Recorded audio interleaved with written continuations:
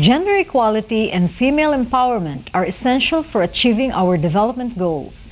We know that in the long term, sustainable development will only be possible when women and men enjoy equal opportunity to rise to their potential. We also know that societies that empower women experience faster economic growth and benefit from greater productivity and improved food security. Worldwide, across every development priority, from education to economic inclusion, gender inequality remains a significant challenge. This is true in the Philippines and it is true in Mindanao. Unless both women and men are able to attain their social, economic, and political aspirations, we will not successfully promote peace and prosperity. We also know the importance of empowering women and girls to participate fully in the development of their societies. In January 2012, USAID launched a new gender policy that will enable USAID to continue to be a catalytic force for gender equality and women empowerment worldwide. As Secretary Clinton has said, achieving our objectives for global development will demand accelerated efforts to achieve gender equality and women empowerment. Otherwise, peace and prosperity will have their own glass ceiling. Gender equality is both the right thing to do and the smart thing to do. I am pleased to share with you the stories of women participating in USAID's programs in Mindanao.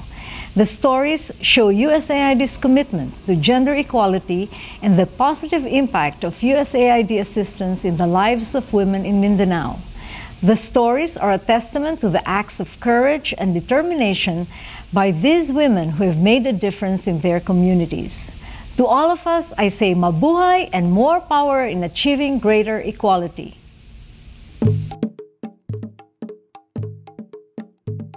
For more than 15 years, USAID has been consistent in its commitment to and support of Mindanao's development. Working closely with the government of the Philippines, USAID has helped to accelerate development in such diverse sectors as agriculture, education, banking, health, and governance. USAID is also strongly committed to gender equality and to the belief that the continued development of Mindanao depends on the skills and the drive of all the region's inhabitants. Thus, all the activities supported by USAID are designed to ensure that men and women benefit equally from them. These are the stories of some of the women who have participated in USAID-funded programs.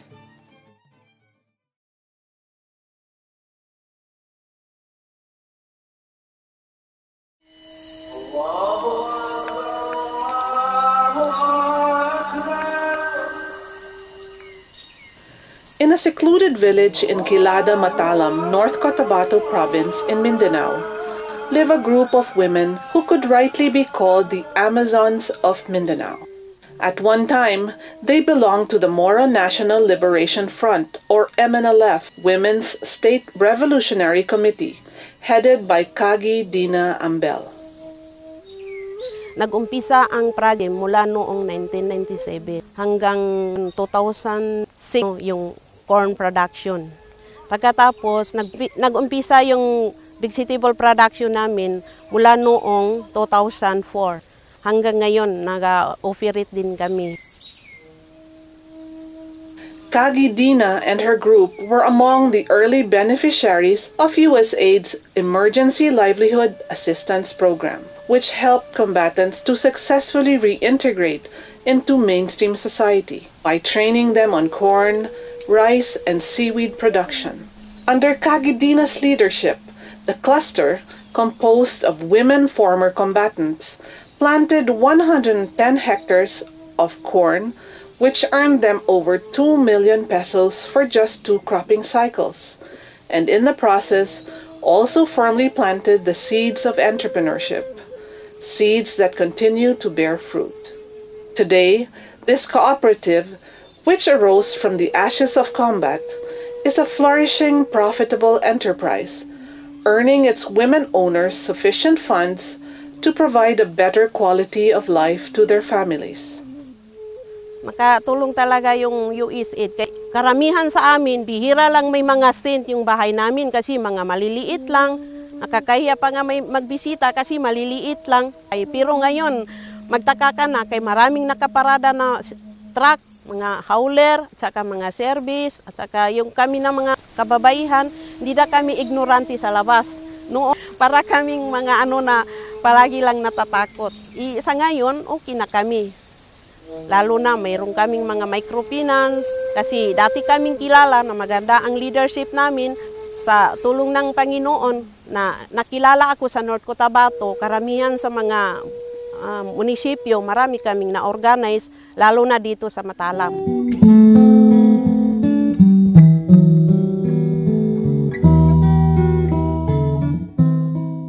Gianida Lumangal too has many stories to tell as the wife of a former MNLF battalion commander in central Mindanao. Before the intervention of the USAID, parang mahirap din talaga ang buhay. Hindi parang kay mahirap talaga ang buhay. Ang mga tao noon is nadepende lang sa farm nila na maliliit. Although the signing of the peace agreement was a welcome development for Gianida and her husband, her main concern then was how to put food on the table with no livelihood resources or technical skills.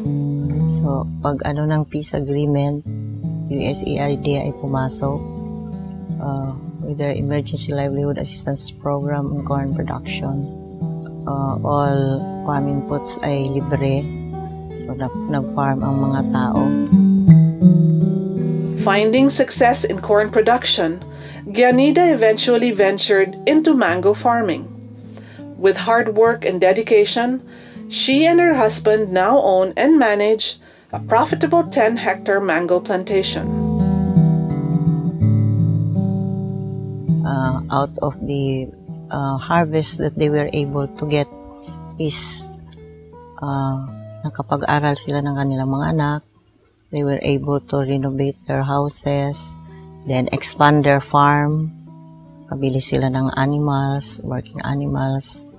And yung iba nakabili nga ng motorcycle, pang everyday nila hanap buhay. Muslim women leaders like Kagi Dina and Gianida now enjoy peaceful, productive lives, far removed from the threat of bullets and mortar fire. They have helped rebuild their communities from the scars of war and are living reminders that progress comes to those who choose the path of peace. In Coronadal, South Cotabato Province, Nanette De Jesus, Secretary of South Cotabato Banana Creations Incorporated, a fresh produce concessionaire in the newly opened Robinson Supermarket in General Santos City, stacks vegetables on racks. We were a group of banana farmers na we had a problem in marketing our products, kaya nakaisip kami to make it into a corporation so it could be the marketing arm. And the USAID had trainings for us, particularly in production of banana, to help us perfect our production. So with perfect production came plenty of bananas to market. Her group are among the Mindanao-based companies that have partnered with USAID to increase their competitiveness and profits in domestic and foreign markets. Yung naging advocacy namin and naging commitment namin sa farmers was to buy their goods at farm gate prices, cash, paying it with cash. We are really very lucky in Mindanao kasi mabait yung lupa dito, mabait yung ulan, walang bagyo, kaya sa production side, maganda lagi ang production ng crops. The cooperative, with 30 members and affiliate growers, and a total growing area of 40 hectares, procures and weekly retails up to 5 metric tons of 70 varieties of fruits and vegetables a week through outlets in 4 high-end mall supermarkets in South Cotabato. So what we really need is to link the farmers to the market. And USAID, again now, is helping us and helped us also providing us with our post-harvest needs. So we are really very grateful for USAID for really taking care of us and looking after our needs. The long-running conflict in Mindanao has severely constrained the development of some communities. For decades, the inadequacy of bridges, ports, roads, post-harvest handling facilities, and potable water systems in conflict-affected areas reduced the residents' quality of life and undermined economic development. Atong una, ang harvest namo sa kada hektarya 40 kabanis lang ang makuha namo. Karong kay nanay irigasyon nga nagabot sa mua, nagdoble ang among harvest sa matag hektarya. To help alleviate some of these problems, USAID, through its barangay or village infrastructure project and regional impact project, built facilities to help residents transport goods more cheaply and efficiently, increase access to markets and services, and boost household incomes. Dako gid ang akong pasalamat dahil dako gid ang tabang ng USAID ng project diri sa among. Sa nakikita mo, dali na lang mga produkto, mga emergency, misin sa akon kasi sa Committee on Health, ako nahirapan ako dahil minsan akin sa emergency ako gid ang nagakuan sa mga tao, pero karon hindi na pwede na ang truck makakadto dito sa kung anong emergency, pwede na kami makakadto makuha namon madala sa ospital.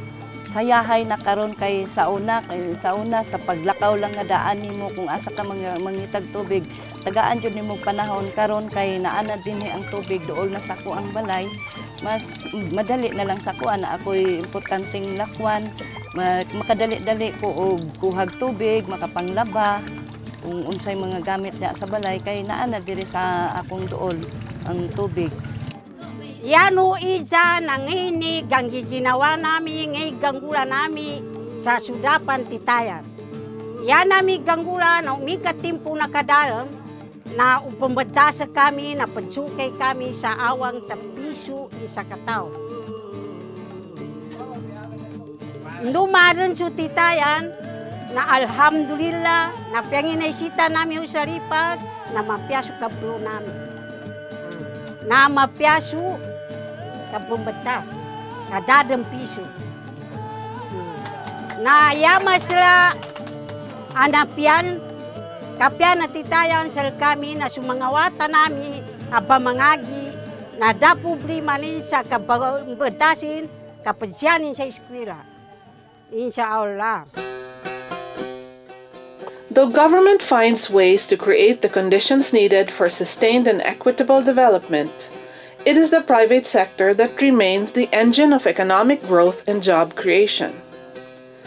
USAID has helped women members become leaders of local business communities by working in collaboration with producer associations and chambers of commerce.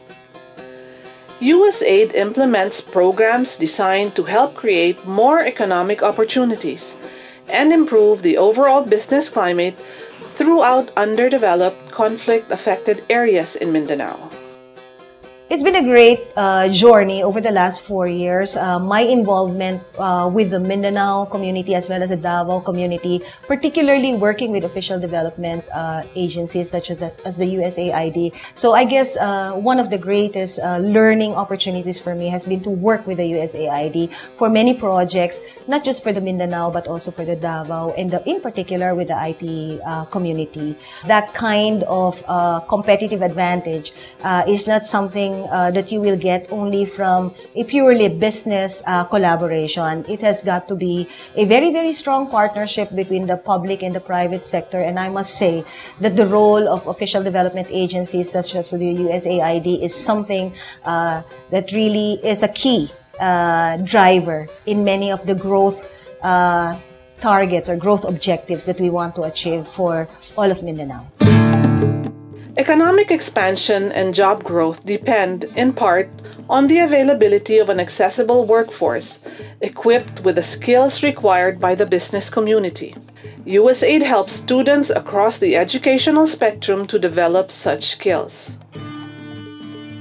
Through USAID's investments in vocational, elementary, secondary, Tertiary Studies or INVESTS project, full scholarship support was awarded to more than 180 young people from conflict-affected areas of Mindanao. 2 of the women are currently pursuing a 5-year Bachelor of Science in Mining Engineering degree and will graduate in April 2012. Dumating po yung balita sa amin na meron daw pong mining engineering course dito sa PSU. Kaya po, masaya po kami ng time na yun kasi sabi namin, meron pa pala kaming chance na makapag-aral ng mining sa ibang lugar. Masaya at kinakabahan kasi ibang lugar yung pupuntahan namin, which is malayo sa mga magulang namin at sa bayan namin. Na-excite po talaga kami is buong buhay po namin hindi kami nakakasakay ng eroplano, nakikita lang namin sa TV, sa first time nasasakay. So, yun po inisip, ano kayang feeling pag nasa loob ka ng eroplano? Kami po ay napakaswerte na mapabilang sa mga scholars. Kasi po yung chance na ibinigay nila sa amin is makakatulong para sa kinabukasan namin, hindi lang para sa amin, para din sa bayan namin.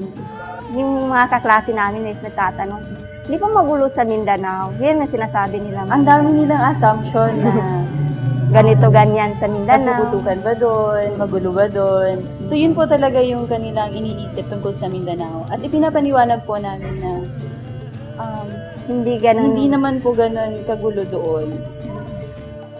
Marami po kaming natutunan na bagay. Yun po yung pagiging independent, na kailangan may responsibilidad ka sa sarili mo.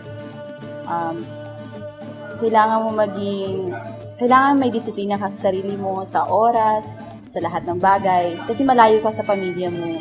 Dahil sa kanila, nagkaroon ako ng chance na makapag-aral. At ito pa rin yung pangarap ko sa buhay. Nagpapasalamat po talaga ako sa USAID kasi yung nga po matutupad ko na yung pangarap ko sa mga magulang ko. Matutulungan ko na sila na at least po maahon yung buhay namin sa hirap.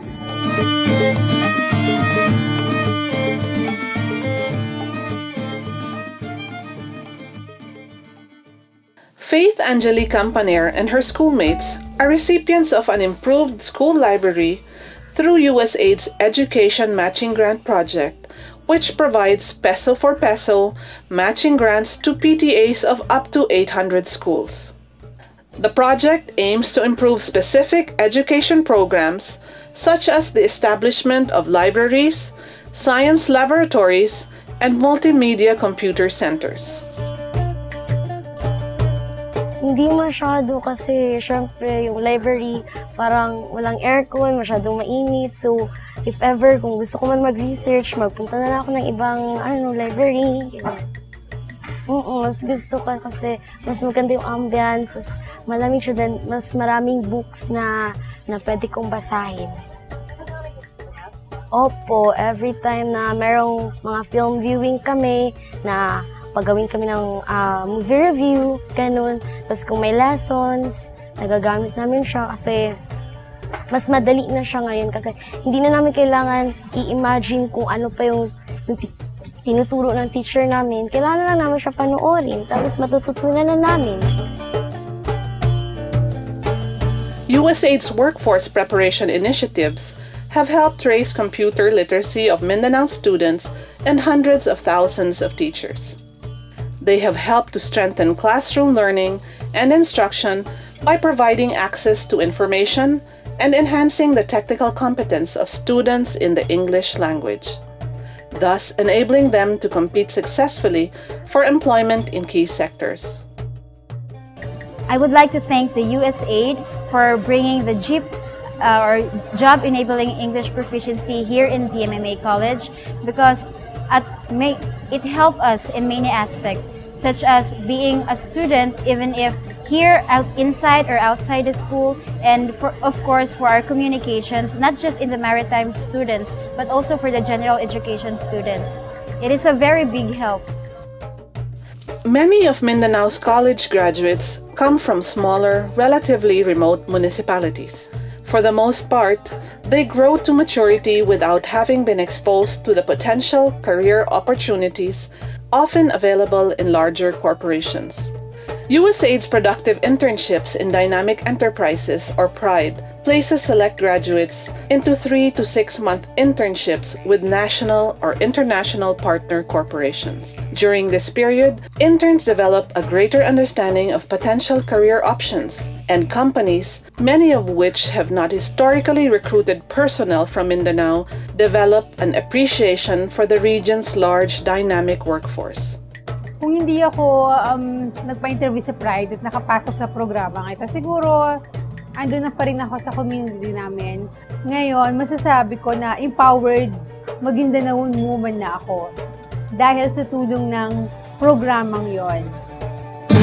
Working closely with rural banks throughout Mindanao, USAID helps provide those living in remote rural areas with fast and secure access to a wide range of banking services, thus bringing credit and financial services to a broad area of the country, where most residents have not historically been able to access such services.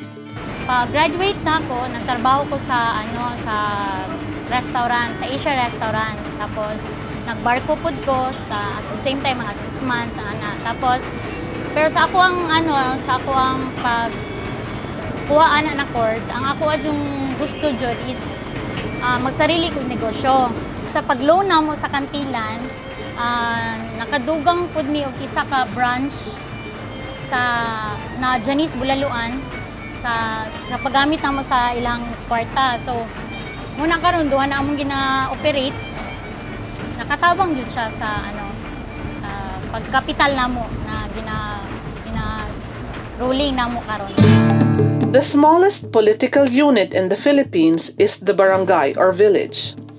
In partnership with local barangay officials throughout Mindanao, USAID has trained selected barangay residents to mediate disputes and disagreements at this most basic level of government, thus providing a mechanism for swift and effective resolution of problems and helping to empower local residents to solve local problems peacefully and effectively. Bilang BGA, maraming nagawa sa aming buhay, yung mga bagay-bagay na hindi namin nalalaman pa sa una, mas marami kaming nalaman ngayon. Kung mayroon tayong masolve na isang problema, isang nakako-contribute din tayo sa world peace para hindi lumala ang mga problema sa barangay.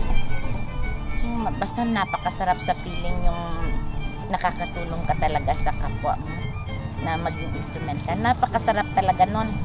Yung walang sweldo pero bakit tayo masaya pa rin? Volunteer pa rin tayo ng volunteer. In fact, tayo pa nga ang gumagastos. Yes. Kada punta natin sa iba't ibang lugar, hindi naman tayo basta pumupunta doon, gumagamit tayo ng transportation, sariling pera. Pero bakit nandito pa rin? Dahil yung sense of achievement nga na naging useful sa community at nakakatulong tayo, yun ang masarap. Working in partnership with the Philippine House of Representatives, USAID's Congressional Internship Program for Young Mindanao Leaders, or CIPIMIL, places promising recent college and university graduates into internships in the House of Representatives. The program participants learn about policy formulation and the drafting and enactment of legislation by working directly with legislative committees and in the offices of individual congressional representatives. In 2008, when the program is again reopened for the CPMIL Cycle 7, I decided to give it a shot, choosing CPMIL over law school, over pursuing law school. It's one of my best decisions ever. After CPMIL, I became more mature holistically, like in terms of professional growth. Even my social skills have improved tremendously. Before CPMIL, I was very shy. I could not even talk to dignitaries or VIPs. CPMIL introduced me to a whole new world. Parang sandigan ng bayan yung USAID sa Philippines. Parang their presence is really felt here in the Philippines, especially in Mindanao. Kasi naging tool talaga sila. Hindi sila nanunuhol ng pera or ng anything. Pero they're giving education, trainings, exposure to young ones. Yun nga ang sabi, do not give man fish, but teach him how to fish. So I have mixed feelings being the first female cabinet secretary. At the same time, I'm also happy. Kasi finally, may babae na rin sa ARMM na cabinet secretary. Kumbaga kailangan hindi ko masisira yung pangalan ng kababaihan. Ipoprove ko na yung mga kababaihan pala ay marunong din sila at magaling din sila maging leader. These women are individual voices selected from a chorus of thousands. Collectively, they represent an important resource that will continue to help drive Mindanao's development forward. USAID is gratified to have been part of their stories. I am pleased that USAID GEM has devoted great effort to the empowerment of women, which used to be considered as relatively disadvantaged groups, especially in Mindanao. Many women beneficiaries of several USAID GEM activities have truly raised the banner of women in previously men-dominated roles and responsibilities. As a woman myself, it is encouraging to note that USAID, through its Mindanao Peace and Development Program, which includes the GEM program, a peace and development strategy, has made significant headways along this direction. I look forward to further nurturing the leadership roles and the solid stand of our Mindanao women in bringing forth our shared agenda for lasting peace and sustainable development. Many women have been in the thick of the internal armed conflicts, often as victims. It is noteworthy that the activities pursued by the USAID GEM have significantly contributed to the mainstreaming of women participation in moving the Mindanao peace process forward and in building empowered communities.